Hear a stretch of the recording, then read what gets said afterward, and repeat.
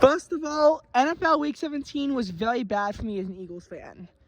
But honestly, if I was to take a position of a second team in the event the Eagles lost, it sets me up really well. For my second team, I've always liked the Bills. They're the only New York football team. And if it couldn't be the Eagles, I did want it to be the Buffalo Bills. I grew a hatred of the Seahawks, even though my dream school is in Seattle, so I'm not going to have them be in my backup. I'm angry at the Chiefs for the Super Bowl, but honestly, Taylor Swift being a Chiefs fan makes you think that if it can't be the Bills or the Eagles, maybe I'll put some support behind Swift and the Chiefs. Honestly, though, I'm kind of stuck. I'm probably just gonna have throw my support behind Detroit because they haven't experienced victory in so long.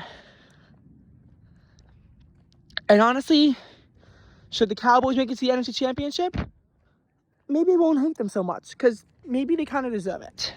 In any case, before I begin to talk about how wonderful a certain team is, NFL Week 17 scenarios, the Chiefs had just beaten the Cincinnati Bengals. Which not only will kick the Bengals out of the playoffs, but also the Broncos. Broncos are kicked out of the playoffs because they also had the Steelers get a critical win over the Seahawks. And because of that, both teams now fall to 8-8, and they can be 9-8. And realistically, in this kind of an AFC playoff picture, you're not going to have a 9-8 team. The Bengals also are now 2 games behind the Bills. Yes, they don't head-to-head, but that's irrelevant now. They don't have head-to-head over the Texans. And honestly, with that, they guaranteed to have the Browns finish better than them. They're guaranteed to have the Bills better than them. Texans and Steelers as well are guaranteed to be ahead of them. They didn't clinch, but they clinched being better than Cincinnati. And Cincinnati can at best finish as the 9th best team in the AFC. AKA, they aren't making the playoffs. In Denver, they're also 8-8 right now. And really only their hope to make the playoffs was to, they beat the Chargers, but the Chiefs coming back against the Bengals in just such a massive way really means that the Broncos' playoff hopes, they're dashed as well. For the 8th consecutive year, Broncos eliminated. And it's so sad to think about that they were 6-5, right in the thick of the playoff race, and now they're out in Week 17.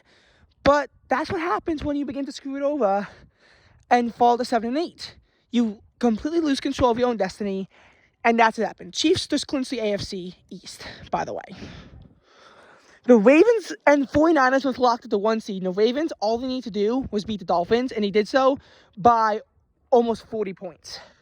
For the Eagles, for the 49ers, they had to both win and have the Eagles have that heartbreaking loss to the Cardinals. But the 49ers locked up the 1 seed. Both 1 seeds are locked up. We already know who's getting the bye.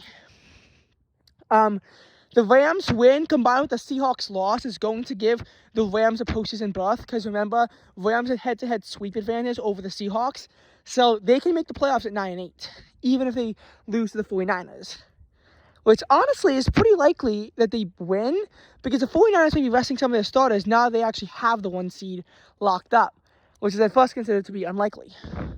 The Browns already clinched, so I already discussed that. The Bills, they didn't clinch, but with their win and the Miami loss, it's all going to come down to that Week 18 game as the kind of Bills clinched the 2 seed in the AFC East. The Chiefs are locked into the 3 seed, by the way, with the Bills winning combined with the loss of the Jaguars and them clinching the AFC West. They're guaranteed the 3 seed. They're locked into the 3 seed as of right now. So we had those teams eliminated. The Bears on out. The Falcons, because the Buccaneers lost, the Falcons are still in it for the NFC South, but it's unlikely they can make it, especially because they lost. So they'll need to hope that the Buccaneers and Saints lose for it to be an 8-9 mess that they would win the common tiebreaker over. And Buccaneers control their own destiny as long as they win. Bears on out, yeah, but if the Vikings and Packers game has a winner, which is exceptionally likely, we're going to see a tie in that very important game, which is going to kick the Bears out of the playoffs. But a lot of teams are still in it. A lot of teams are still in it. In the NFC South, it's Buccaneers, Falcons, Saints, and it's fair game. In the wild card, we have Buccaneers, Falcons, Saints. I think could all get it. Actually, not the Saints at this point.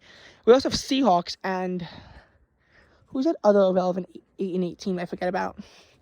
And yeah, and in the AFC, again, a lot of things are still wide open. Bills could still miss the postseason, or they get the 2 seed.